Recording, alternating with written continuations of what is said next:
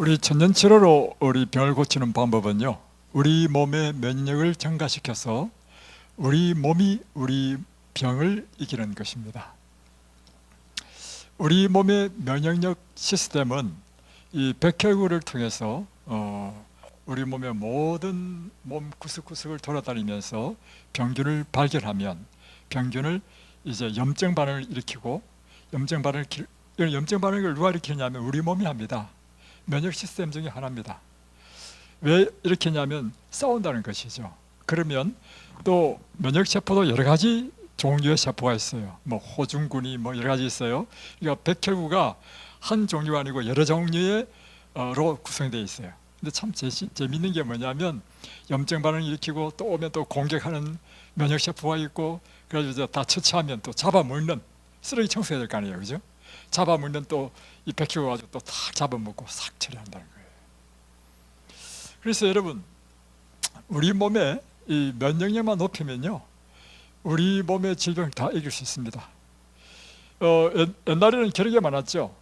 그런데 요즘은 결핵이 없죠. 결핵약을 개발했기 때문에 이제 결핵약으로 잘 처리합니다. 그래서 결핵으로 죽는 사람도 요즘은 거의 없습니다. 그래서 사실 현대의학이 이와 같이 백신과 같은 이런 전염성에 관련되는 이런 약을 개발한 것은 굉장히 중요한 일을 한 것입니다. 그런데 옛날에 결핵약이 개발되기 전이라 할지라도 결핵 걸린 데서 다 죽는 건 아닙니다. 어떤 사람은 결핵에서 낫는 사람도 있죠. 그러니까 여러분, 어떤 사람은 낫고 어떤 사람은 죽었다는 것입니까? 몸이 약한 사람은 몸이 약한 사람은 죽고 몸이 강한, 그래도 회복되는 사람이 있었다는 것이죠. 그게 뭐냐면 우리 몸의 면역이 이제 점점 이게 푹 떨어져가지고 면역이 병을 이기는 사람은 약을 먹지 않는다 하더라도 그 병이 나았다는 것입니다. 그래서 이거를 잘 여러분 생각하시면, 아, 그렇구나, 반드시 병이 나면 약을 먹어야만이 병이 나는 것이 아니구나, 이렇게 알 수 있는 것입니다. 그래서 어떤 사람은요, 암이 걸리더라도 진단도 안 받고 모르는 상태에서 암이 난 사람도 많습니다. 그런데 오히려 거꾸로 요즘은 진단이 장점도 있고 단점도 있습니다. 장점은 뭐냐면 미리 조기에 발견해가지고 처리할 수 있는 것이 장점일 뿐만 아니라, 단점은 뭐냐면 조기에 발견해가지고 안 그러면 몰랐을 병을 그걸 알면 순간 마음의 두려움이 확 일어나면서요, 이걸 해결하기 위해서 이제 병원 치료하면서 오히려 더 나빠지는 사람이 많습니다. 그래서 일본 의사들은요, 이 암을 조기 진단하는 것이 과연 좋은가, 좋지 않다, 이렇게 주장하는 의사도 있어요. 그래서 여러분이 약 먹는 것보다 더 중요한 것은요, 여러분의 면역을 키우는 것인데, 여러분 면역을 키우는 방법이 무엇이냐? 참 놀랍게도요, 어저께 이제 한번 조사를 해봤어요. 조사를 해보니까 우리가 이곳에서 가르치는 방법을 그대로 적어놨더구만, 유튜브에서. 그리고 여러분, 우리가 여기서 하는 것이요, 여러분의 면역을 증가시키는 것입니다. 일찍 자고 일찍 일어나는 것, 충분한 수면, 그리고 이 식사는, 채식이 여러분의 면역을 증가시킵니다. 예를 들면 이제 어선을 타고 이제 배 잡으러 다니는 사람들, 고기 잡으러 다니는 사람, 어선 배 타잖아요. 옛날에 배 타는 사람들이요, 걸린 병이 있었습니다. 장기적으로 이제 이렇게 오랫동안 배를 타면요, 각기병이라는 게 걸렸습니다. 각기병이 무엇인가 하면요, 과일과 채소를 못 먹어가지고 걸리는 병입니다. 비타민 C가 부족하면 칼슘 흡수가 안 돼가지고요, 뼈가 다 물러집니다. 다리가 굽어지고, 그리고 면역이 떨어집니다. 그래서요, 잇몸에 피가 나고 이가 흔들리고 하는 것이 다 각기병 중의 하나입니다. 이제 그 1700년대 이제 그 병을 이제 발견해가지고 그 치료하는 방법이 뭐냐? 간단해요. 레몬과 오렌지를 먹이니까 나아버려요. 그것이 비타민 C가 많으니까. 그러니까 여러분, 이곳에서 여러분이 채소를 많이 드시잖아요. 그러면 여러분이 어떤 칼슘제보다도 더 강력한 칼슘제를 먹는 것입니다. 첫 번째는 푸른 채소에 칼슘이 많기 때문이고, 두 번째는 푸른 채소에 비타민C도 많아요.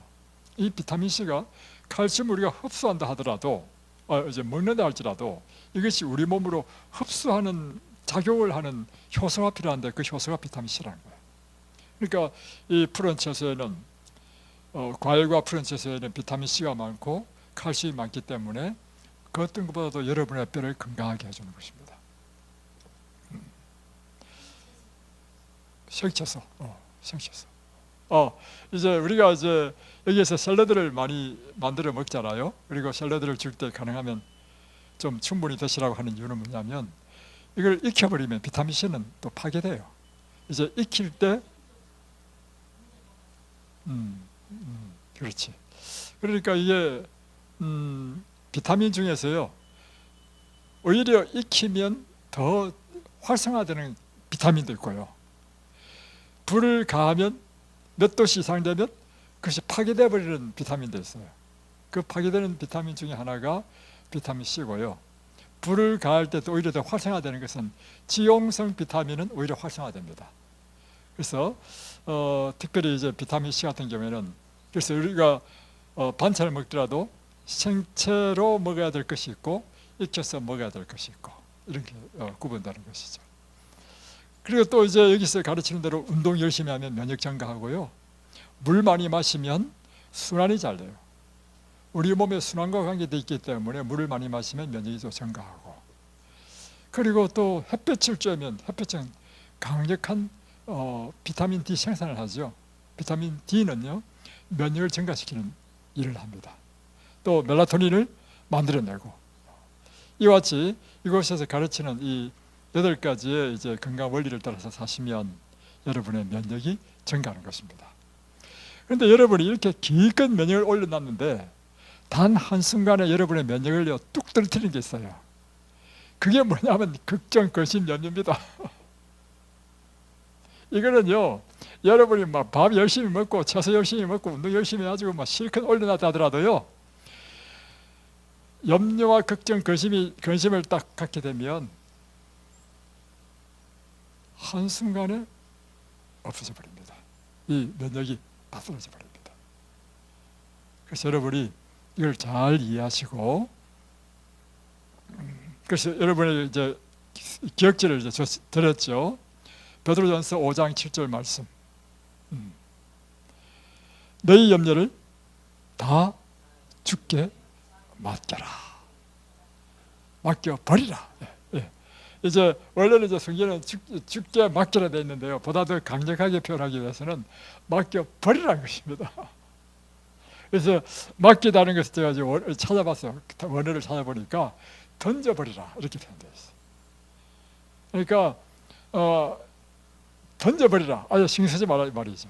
그 다음에 이제 나온 말씀이 뭐냐면, 이는 그가 너희를 돌보심이라. 이제 옛날 성경책에는 이는 제가 너를 권고하심이라. 이 권고는 사실 어려운 말이거든요, 한자거든요. 그래서 개역 개정판에는 돌보심이라 이렇게 번역을 다시 좀 쉽게 해주었습니다. 이걸 제가 이제 원래 원어의 뜻을 찾아보니까 이런 뜻이었습니다. 그분이 이렇게 되어 있어요. 그분께서는 너에 관한 것이 염려이기 때문이다. 다시 한 번 더, 제가 너희를 권고하심이라 뜻이 뭐냐면, 그분에게는 너에 대한 것이 염려이기 때문에, 그러니까 누구보다도 하나님께서 우리에 대해서 염려하신다는 거예요. 그러니까 그분이 이처럼 우리를 염려하시는 분이 계시기 때문에 우리는 마음 놓고 우리 모든 염려를 하나님께 맡길 수 있다 이거예요. 그래서 여러분이 날마다 해야 될 게 뭐냐면, 여러분의 염려, 근심을 하나님께 맡기십시오. 그리고 늘 기억할 것은, 이유는 하나님에게는 나에 대한 염려가 너무 크시다. 언제나 나를 염려하고 나를 위하여 돌보시는 분이시다. 이렇게 기억하시면 좋을 것 같습니다. 이제 오늘 그러면 다시 이제 신명기서를 보겠습니다. 신명기 28장을 보겠습니다.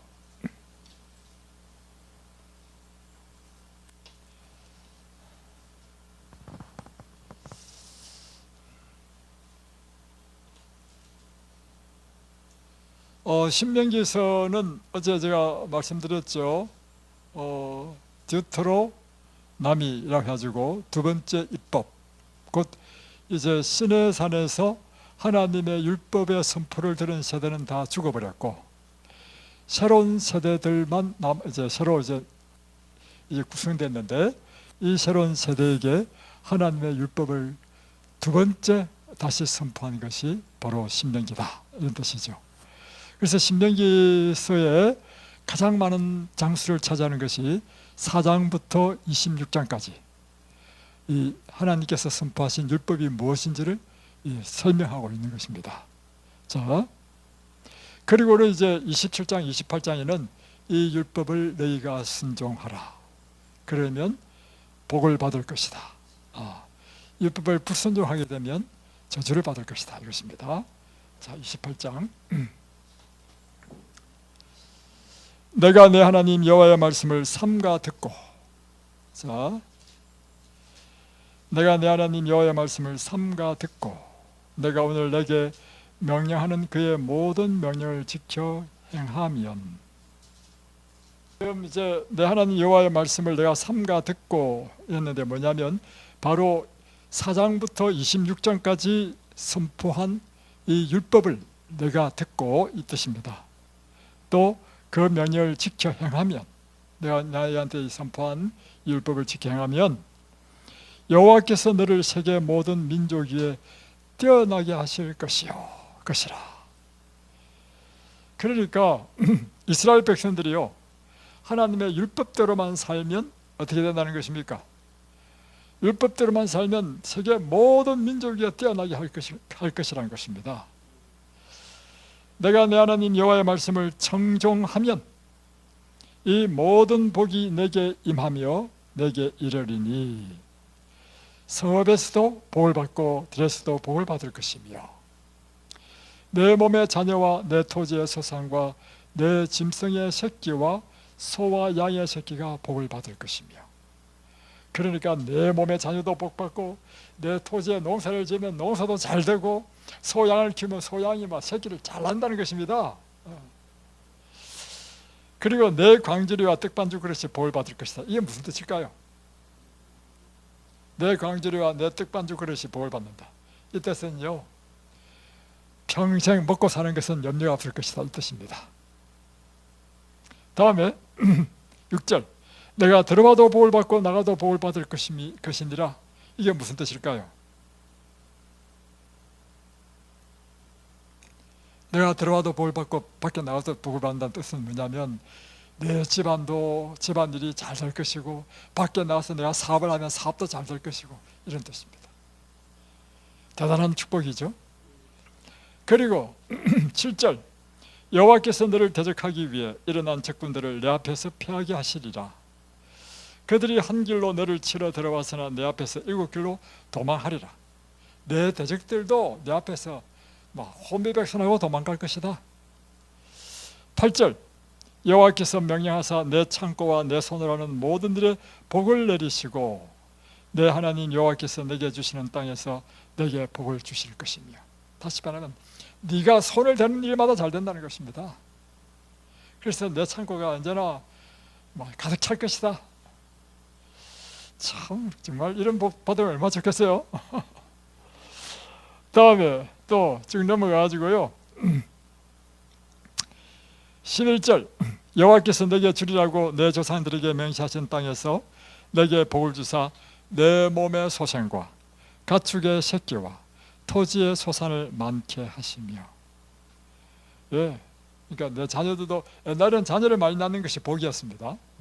자녀도 많이 낳고 가축의 새끼를 많이 낳아가지고 번식이 잘 되고 토지의 소산을 많게 하시며. 지금 우리가 지금 드디어 콩 심으려고 지금 밭을 다 갈았죠. 골도 만들고 오늘 지금 비닐 씌우고 있습니다. 그러면 이제 콩을 딱 심으면 콩이 한 나무에 예를 들면 10개 달릴게 100개 달리고 이렇게 된단 말이에요. 이렇게 되면 얼마나 좋겠습니까? 그래서 이제 12절, 여호와께서 너를 위하여 하늘의 아름다운 보구를 여시사 내 땅에 때를 따라 비를 내리시고. 예, 농사에서 제일 중요한 게 비죠. 예, 예, 그래서 시시때때로 적당한 때 비가 오는 이 축복을 주신다. 그리고 또 보면 끝에 보면 내가 많은 민족에게 구워줄지라도 너는 꾸지 아니할 것이요. 여러분 다른 사람에게 구우러 가는 사람이 행복한 사람입니까? 아니면 구워주는 사람이 더 복된 사람입니까? 구워주는 사람이 될 거라는 것입니다. 다음에 13절 여호와께서 너를 머리가 되고 꼬리가 되지 않게 하시며 위에만 있고 아래에 있지 않게 하시리니 오직 너는 내가 오늘 내게 명령하는 내 하나님 여호와의 명령을 듣고 잘 지켜 행하며. 그러니까 하나님의 명령을 잘 듣고 지켜 행하면 들어도 복 받고 나가도 복을 받을 것이며 하늘은 때를 따라 비를 내려주고 네. 자, 그런데 15절 그런데 만일 내 하나님 여호와의 말씀을 순종하지 아니하여 내가 오늘 내게 명령하는 그의 모든 명령과 규례를 지켜 행하지 아니하면 이 모든 저주가 내게 임하며 내게 이를 것이니. 그런데 이 말씀을 듣고 행하지 아니하면 또는 이 말씀을 듣지 않거나 행하지 아니하면 저주를 받을 것이다. 어떤 저주냐? 성읍에서도 저주를 받으며 들에서도 저주를 받을 것이며 내 광주리와 특반주 그릇이 저주를 받을 것이며. 그러니까 노상 먹을 것이 없어서 허득대는 그런 삶을 살게 될 것이다. 내 몸의 소생과 내 토지의 소생과 내 소와 양의 새끼가 저주를 받을 것이며. 마냥 토지는 심으면 잘 안 돼. 가뭄에 콩나듯이 잘 안 되고 또 이 우양과 새끼는 다 비실비실해가지고 이렇게 된다는 것입니다. 그리고는 또 보면요 19절 내가 들어와도 저주를 받고 나가도 저주를 받을 것이며 하고는 이제 21절부터 이렇게 나옵니다. 여호와께서 내 몸에 염병이 들게 하사, 이제 질병이 대한 것입니다. 22절 여호와께서 폐병과 열병과 염증과 학질과 한재와 풍재와 썩는 장으로 너를 치리니. 온갖 종류의 질병이 여러분에게 임한다는 것입니다. 야, 이 말씀 드리니까 여러분이 지금 아픈 것은 뭐 때문에 아픕니까? 이야기해 보세요. 양심적으로 그런 생각이 들지 않습니까? 이 가만 읽어보니까 내가 하나님의 말씀을 불순종하고 하나님의 말씀대로 살지 않으니까 지금 내가 병들었네. 확실해요? 예. 그래서 여러분 하늘에는 질서가 있습니다. 하나님은 이 세상에 법칙을 갖고 있습니다. 그것은 하나님께서 정하신 법칙인데 그 법칙을 이끌어서 하나님의 율법이라는 거예요. 그래서 이 율법대로 잘하면, 잘 살면 우리가 건강하고 행복하고 번영하는 축복을 받고, 그런데 하나님의 율법을 몰라서 못 지킨다거나 몰라서도 못 지킬 수 있어요. 그죠? 또 알면서도 내 사고 싶은 대로 살아서 안 지키고 이렇게 하면 하나님의 율법을 범하잖아요. 하나님이 정하신 법칙에 벗어나면 그것은 곧 사람에게는 질병이고 고통이고 저주입니다. 자, 한번 이야기해 볼까요? 하나님께서 법칙을 정하셨는데요, 물고기는 어디서 살도록 했습니까? 물에서 살도록 했어. 근데 이 물고기가 생각해 보니까 너무 갑갑해. 이 유리 항아리에 딱 건부가 있는데 바깥을 보니까 바깥 사람들은 더 자유로워.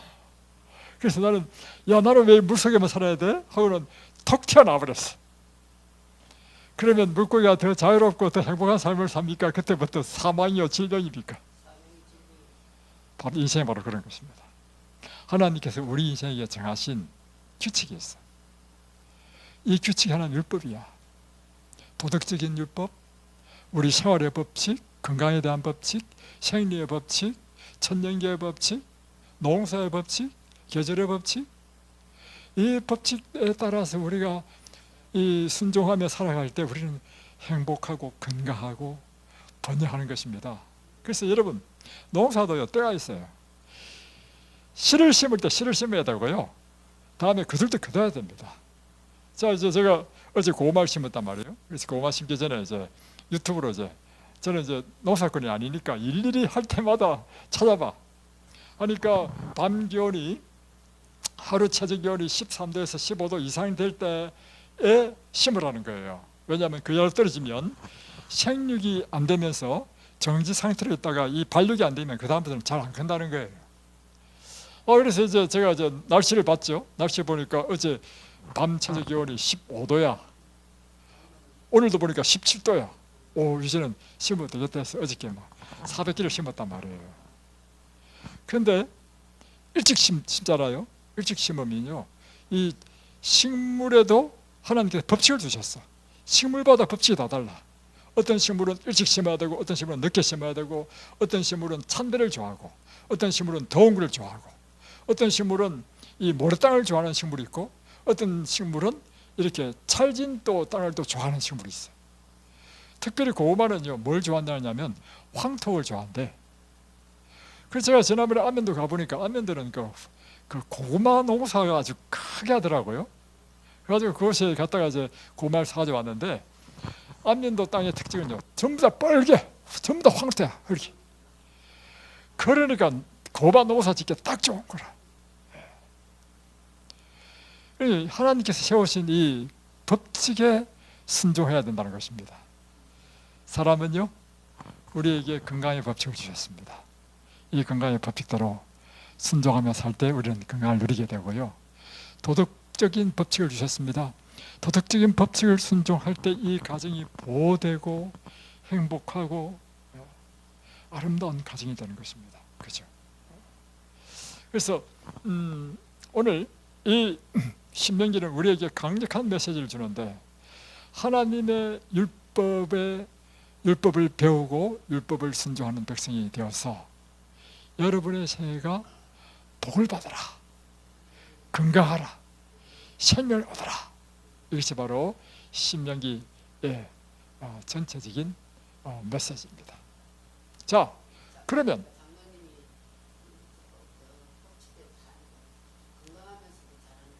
그렇죠. 장로님이 내가 볼 때는 저보다 장로님이 더 건강한 삶을 살아.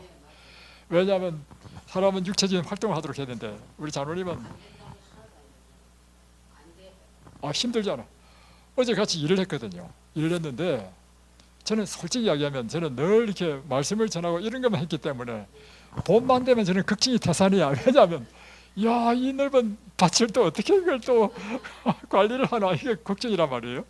그리고 이제 2,000평, 600평 있잖아요. 2,000평 콩을 심고 600평 감자를 심는데, 일단은 감자는 심는 시기가 빠르잖아요. 감자 심으려면 첫 번째 밭에다 거름을 쫙 해줘야 돼. 다음에 이 밭을 또 갈아줘야 돼. 간 다음에 이거를 이 골을 타야 돼. 근데 골 타는 것도 기술이 있어야 돼. 트랙터로 제가 해보니까 저는요, 어떻게 하냐면 이 쭉 발라야 되는데 삐뚤삐뚤하게 이렇게, 참 어려워. 너무 잘하시죠? 그래서 제가 그래서 이제 봄만 되면 이제 고민인가. 다음 그렇게 한다면 뭘 해야 되냐면 또 비닐을 씌워야 돼. 저 넓은들이 어떻게 비닐을 씌우냐 말입니다. 그 다음에 비닐 씌울 뿐만 아니라 감자를 심으려면 감자를요, 한 15박스를 사가지고 그걸 잘라가지고 이 씨들을 또 심는단 말이에요. 딱 생각만 해도 나는 엄두가 안 나가지고 머리가 딱 아픈 거라.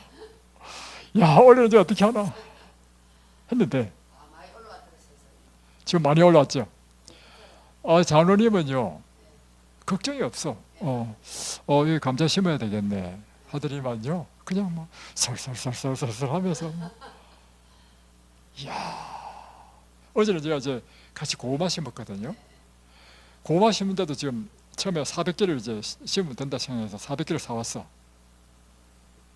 나는 이제 내 마음에 걱정이, 400개가 더 심나? 나는 이제 그 생각이에요. 걱정이에요.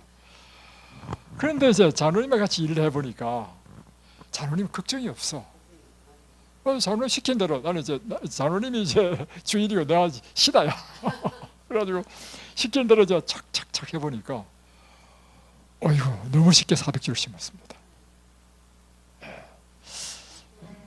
네, 그래서요, 이렇게 자연의 법칙에 따라 사시니까요, 막 건강하고 너무 행복하죠. 그래서 그처럼 우리 인생이요, 하나님께서 세우신 이 법칙에 순종하게 살면 이런 복을 받는다는 것입니다. 자, 그러면 여기에 보면 시험 시작이 뭐냐면, 여호와의 말씀을 삼가 듣고 내가 너희를 명령하는 그 모든 명령을 지켜 행하면 했거든요. 그러면 이 하나님의 여호와의 말씀, 명령이 도대체 뭐냐? 우리가 지켜 행할 게 뭐냐? 그걸 알아야 될 거 아닙니까?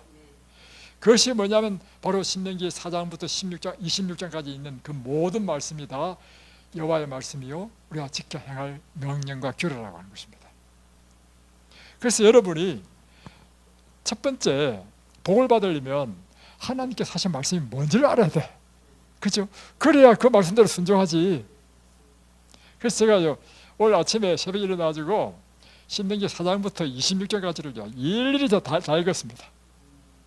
다 읽어보니까 하나님의 율법이 어떻게 나왔냐면 4장에는 우상을 섬기지 말라, 5장에는 십계명을 다시 한 번 더 선포하고 10가지 계명을 쫙 설명해주고, 다음에 또 6장에는 너희 마음과 뜻과 힘을 다하여 하나님을 사랑하라, 또 8장에는 사람이 떡으로만 사는 것이 아니요 하나님의 입에서 나오는 모든 말씀으로 살 것이니라, 또 12장에는 피를 먹지 말라. 오늘 여러분 피 먹으면 안 됩니다. 이유는 하나님께서 먹지 말라 하셨기 때문에. 다음에 13장에는 이 선지자 또는 꿈꾸는 자라는 사람이 나타나가지고 기적과 이적을 행할 때, 그러면서 이 사람이 기적을 행하면서 하는 이야기가 뭐냐면 하나님이 아닌 다른 신을 섬기자고 유혹하면 그 사람을 따르지 말고 죽이라 하는 것입니다. 우리로 하여금 하나님을 떠나게 하는 것은 기적을 행하고 이적을 행한다 할지라도 미혹되지 말라는 것입니다. 다음에 14장에는 우리 레위기 11장에 나온 것처럼 다시 한번 우리가 먹을 수 있는 정한 짐승과 먹지 못할 부정한 짐승이 무엇인지를 또 설명하고 있어. 그렇게 해서 쭉 보니까 이제 다양한 율법이 있어요. 그래서 도피성에 대한 것도 다시 나오고, 신접자, 박수, 초혼자, 무당, 점쟁이를 용납하지 말라. 그러니까 그리스도인들은 뭘 하면 안 돼요? 점치면 안 됩니다.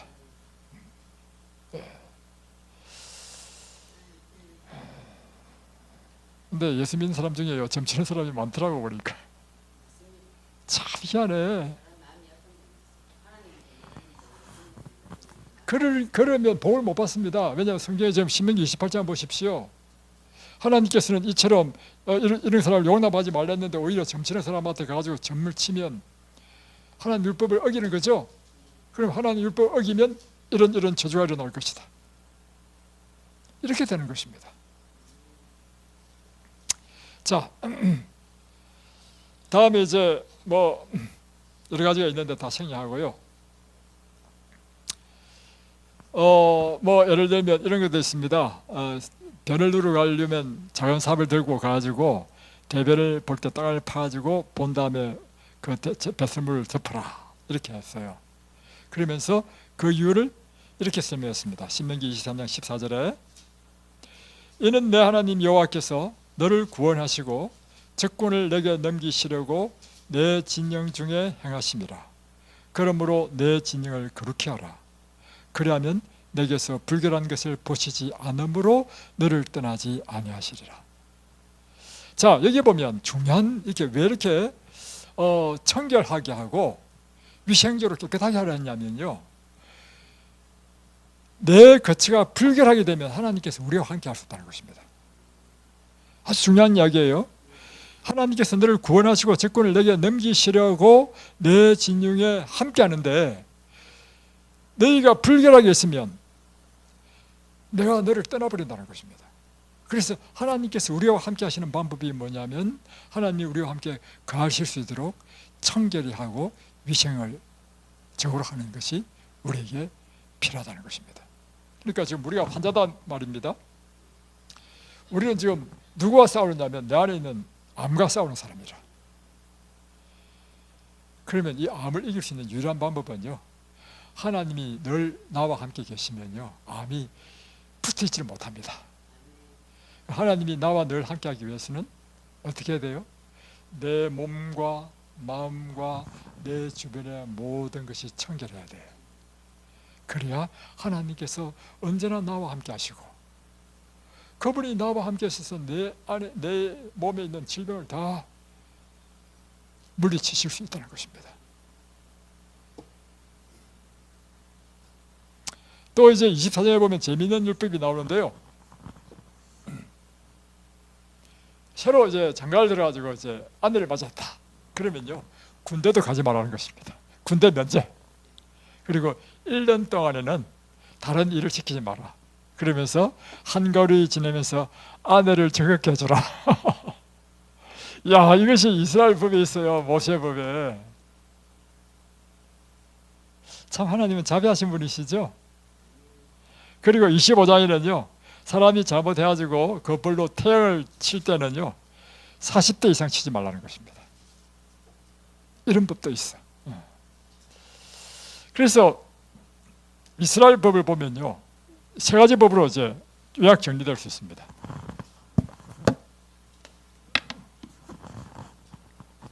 자, 신명기에 4장부터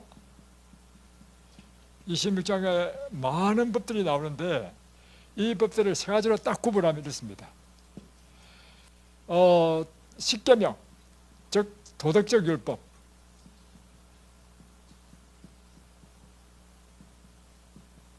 두 번째는 여기에 뭐 유교절, 무교절, 칠칠절, 나팔절 어떻게 하는지 또 나오거든요. 제사법. 다음에 또 이제 이런 법이 있어요. 이제 남편하고 결혼했는데 남편이 죽었어. 근데 자식이 없어. 그러면 동생이 형사하고 결혼해가지고 아이를 낳아주라 하는 것이죠. 형사치수. 이게 뭐냐면 그 당시 이스라엘의 민법입니다. 예, 이게 바로 민법이에요. 아까 이야기한 것처럼 뭐 결혼하면 1년 동안 군대 면제, 일 시키지 말고 한가로이 지내면서 아내를 즐겁게 해주라, 이런 것도 있고요. 자, 그러면 오늘날 이건 이제 이스라엘 백성이 주신 법입니다. 오늘날 우리에게는 우리가 어떤 법을 따라야 되는가 하는 것입니다. 자, 도덕적인 율법은요, 도덕은 언제까지 필요하죠? 도덕은요, 사람이 존재하는 한 필요한 도덕법입니다. 그러니까 이는 영원한 법이에요.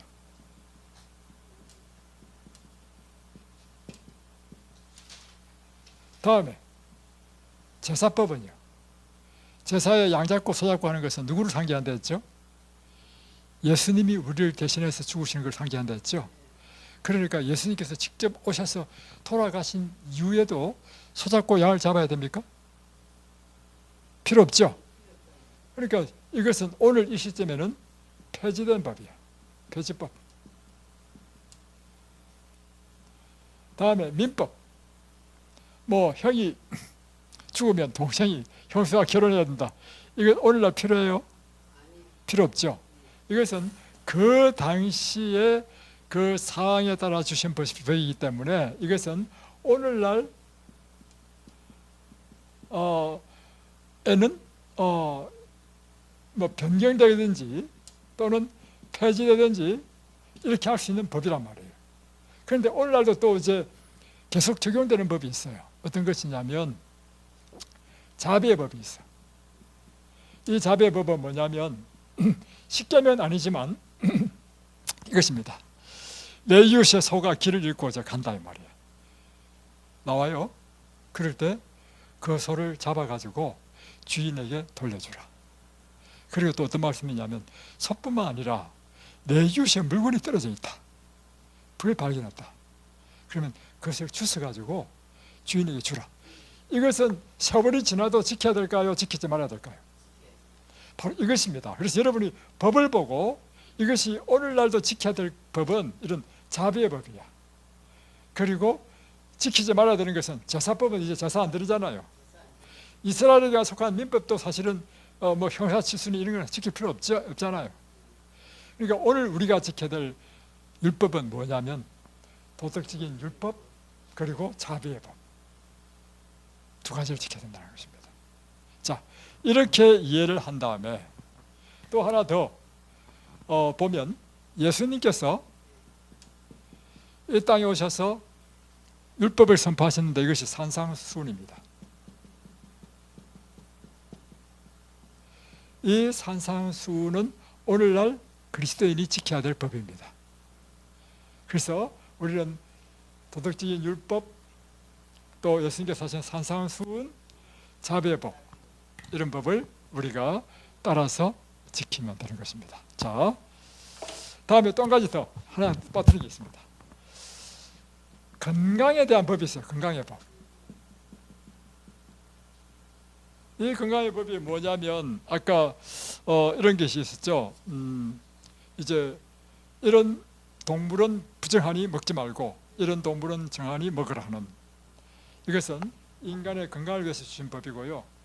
또 위생법, 아까처럼 우리 주변을 청결하게 하는 이런 것, 이런 건강의 법은 사람의 건강은 사람이 존재하는 필요하죠. 이런 건강의 법은 오늘날도 우리가 지켜야 될 법으로 우리는 이해하시면 된다는 것입니다.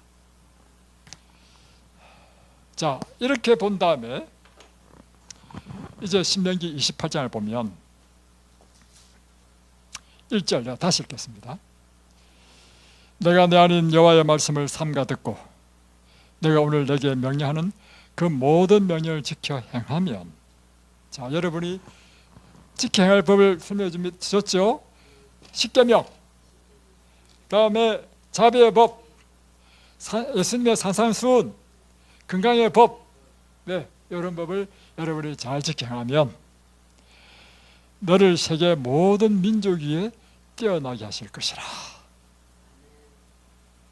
내가 내 하나님 여호와의 말씀을 청종하면 이 모든 복이 내게 임하며 내게 이르니니 성읍에서도 복을 받고 들에서도 복을 받을 것이며 내 몸의 자녀와 내 토지의 소산과 내 짐승의 새끼와 소와 양의 새끼가 복을 받을 것이며, 이런 모든 축복이 여러분의 것이 됩니다. 자, 그런데 15절부터 보면 그러나 내가 이 율법을 무식해가지고 공부를 안 해가지고 율법이 뭔지 몰라서 못 지켰다든지, 그리고 또 알면서도 지키지 않으면 내가 이런 저주를 받는다는 것입니다. 자, 그게 아까 쭉 읽었던 것처럼 우리에게는 이제 건강에 대한 걸 이야기한다면 염병 22절, 폐병, 열병, 염증, 학질은 뭐예요? 예, 말라리아로 봅니다. 다음에 한재, 가뭄입니다. 풍재, 이것은 이제 바람이 너무 세게 불어가지고 이제 이렇게 태풍 시기 바라면, 다음에 썩는 재앙, 썩는 재앙은 이제 피부가 괴사되는 것이라든가 이런 것이 되겠죠. 또 23절 보면 내 머리 위에 하늘은 노시 되고 내 아래 땅은 칠이 될 것이며, 이렇게 되어 있습니다. 제가 이걸 볼 때마다 제가 느끼는 게 있는데요, 이 말씀은요 하나님을 믿는 사람이나 믿지 않는 사람이나 다 똑같이 적용됩니다. 제가 고등학교 때 제가 하나님을 알지 못했습니다. 그래가지고 제가 그때 고등학교 2학년 때 굉장히 방황했습니다. 왜냐하면 인생이란 무엇이냐, 그게 좀 저한테는 큰 숙제였습니다. 그래가지고 이제 그 중에 이제 이 인생이 뭔지를 알기 위해서 제가 맨 마지막으로 이것 해보고 저것 해보다가 맨 마지막에 택한 것이 뭐냐면 내가 이 사회에 뛰어들어서 직접 알아봐야 되겠다. 그리고는 어른들의 흉내를 내는 것이 인생을 아는 줄로 생각했습니다. 그래 보니까 어른들이 술 마시고 담배 피우더라고, 어린 마음에. 그래서 제가 술 마시고 담배를 피웠습니다. 그랬더니요 제가 폐병이 걸렸습니다. 폐병이 걸렸는데 얼마나 심하게 걸렸는지요, 학교를 중퇴를 해야만 할 정도로 폐병이 걸렸어요. 그래가지고 고등학교 2학년 때요 제가 자퇴를 해버렸어요. 1년 동안 제가 아무것도 안 하고요, 보건소에 일주일에 한 번씩, 그 옛날에 파스라는 게 있어, 약 2따밖에, 와 엄청 먹었습니다. 1년 동안 먹었어. 다음에 1차 약, 2차 약, 3차 약까지 또 먹어야 돼. 와 엄청 고통을 당했습니다. 그래가지고 이제 드디어 이제 1년 지나고 난 다음에 회복이 됐어요. 돼가지고 제가 다시 이제 검정고시를 이제 공부를 해가지고 대학을 갔습니다. 그런데 대학교 4학년째 이제 제가 이제 또 병이 났습니다. 그때는 또 공부를 한다고 하다가 이제 제가 병이 났는데 병원에 입원했다가 성경을 보게 됐어. 그래서 그때부터 제가 성경을 보고 하나님을 믿어야 되겠다고 이제 결심 하나님 믿기 시작했는데, 읽다 보니까 신명기에 보니까 이와 같이 하나님 말씀을 순종하지 아니하면 폐병과 열병과 폐병. 그래서 내가 폐병 걸렸구나. 저는 그래서 죄의 결과로 폐병이 걸렸습니다. 여러분도 마찬가지 아니겠습니까? 여러분 폐병은 아니지만 뭐 다른 그렇죠? 그래서 그 다음에 보면요 또 27절 보십시오. 여호와께서 애굽의 종기, 치질, 괴혈병, 피부병, 또 28절 미치는 것, 눈머는 것, 정신병. 정신병도 뭐예요? 예, 정신병도 이게 보면 하나님의 말씀에 순종하지 않을 때 일어나는 저주 가운데 하나인 것입니다. 예. 또 하나는 보면 32절 내 자녀를 다른 민족들에게 빼앗기고, 또 35절 여호와께서 내 무릎과 다리를 쳐서 고치지 못할 심한 종기를 생기게 하여 발바닥에서부터 정수리까지 이르게 하시리라. 또 36절 여호와께서 너와 내가 세울 내 임금을 너와 내 조상들이 알지 못하던 나라로 끌어가시리니 내가 거기서 목석으로 만든 다른 신들을 섬길 것이며. 실제로요 이스라엘 나라가요 우상 숭배하고 하나님을 떠나가지고 멸망했습니다. 그래가지고 바벨론으로 포로로 잡혀가지고 그곳에서 70년 동안 고생했습니다. 다음에 또 보면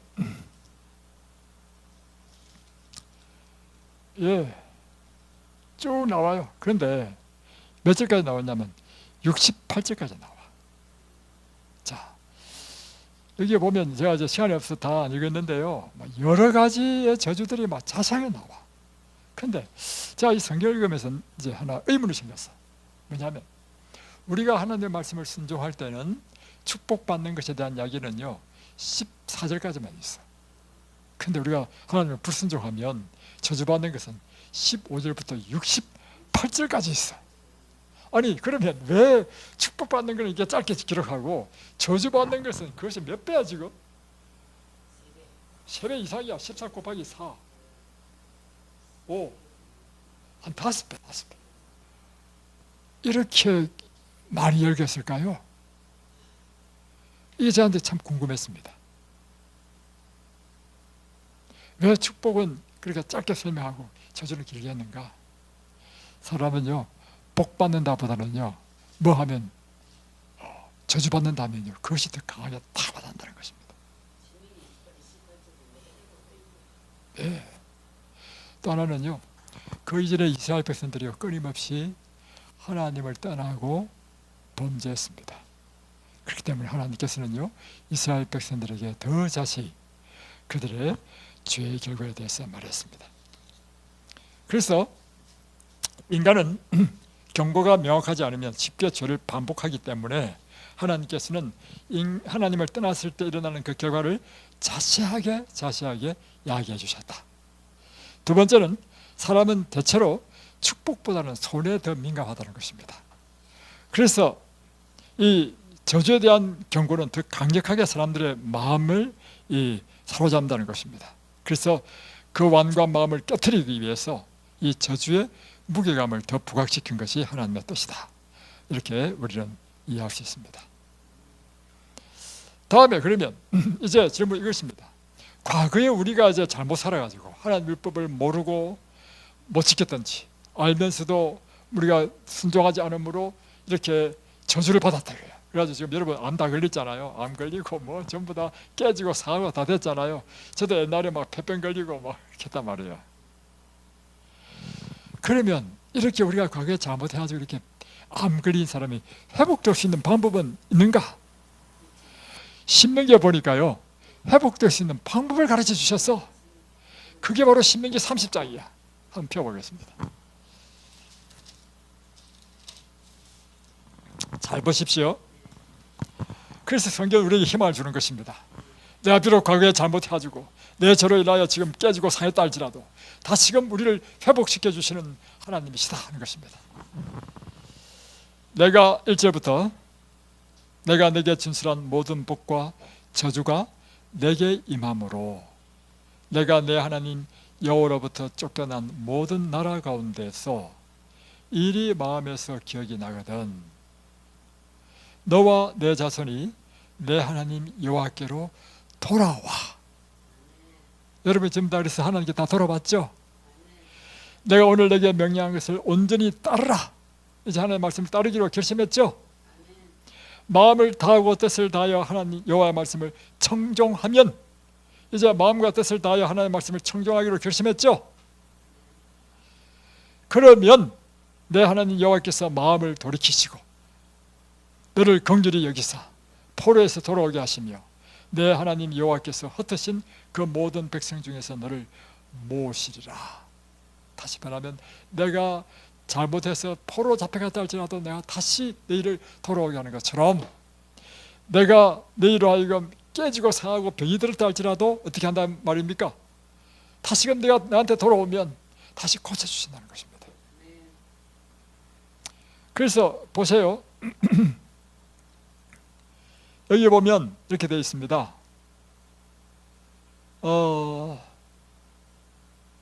9절로부터 보면 내가 내 하나님 여호와의 말씀을 청종하여 이 율법책에 기록된 그의 명령과 규례를 지키고 내 마음을 다하며 뜻을 다하여 여호와 내 하나님께 돌아오면 내 하나님 여호와께서 내 손으로 하는 모든 일과 내 몸의 소생과 내 가축의 새끼와 내 토지 소산을 많게 하시고 내게 복을 주시되 곧 여호와께서 내 조상들을 기뻐하신 것과 같이 너를 다시 기뻐하사 내게 복을 주시리라. 내가 다시 돌아오면 다시금 내 토지의 소산과 내 육축의 뭐 새끼와 이런 복들을 다시 다 준다는 것입니다. 여러분에게 다시 하나님께서 축복 주시는 비결을 아셨습니까? 어떻게 하면요? 다시 돌아오면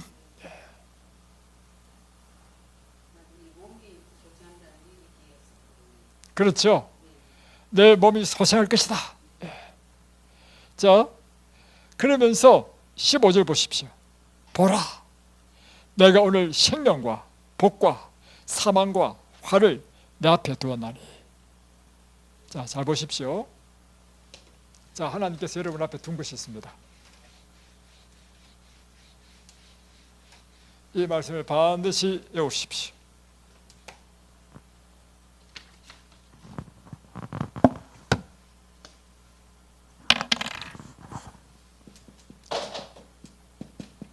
신명기 3장 15절 내가 오늘 생명과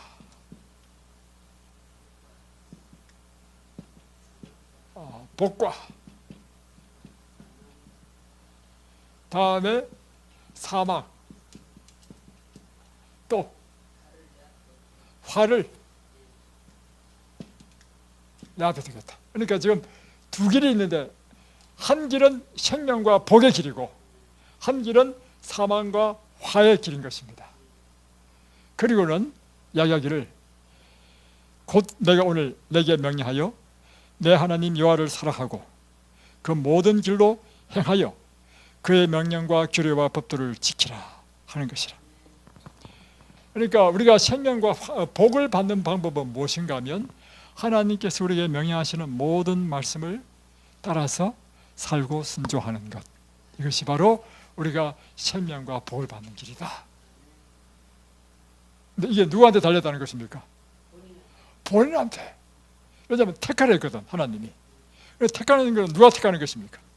여러분 각자 택하는 것이에요. 이제 우리는 어떻게 선택하고 무엇을 해야 될지 아시겠습니까? 예, 우리는 하나님의 법도를 열심히 배워야 됩니다. 알아야, 하나님의 말씀이 뭔지 알아야 그 말씀대로 순종하죠. 두 번째는 하나님의 말씀을 알게 되면 그 말씀을 그대로 순종해야 됩니다. 그러면 여러분이 혹 옛날에 잘못해서 병이 나고 깨지고 상하고 이렇다 할지라도 하나님께서 다시 여러분에게 복을 주시고 생명을 주시고 회복시키시고 번성케 하신다는 것입니다. 이야, 할렐루야 아닙니까? 할렐루야. 오늘 이 모든 축복이 여러분의 축복이 되기를 주의 이름으로 축복합니다. 기도하겠습니다.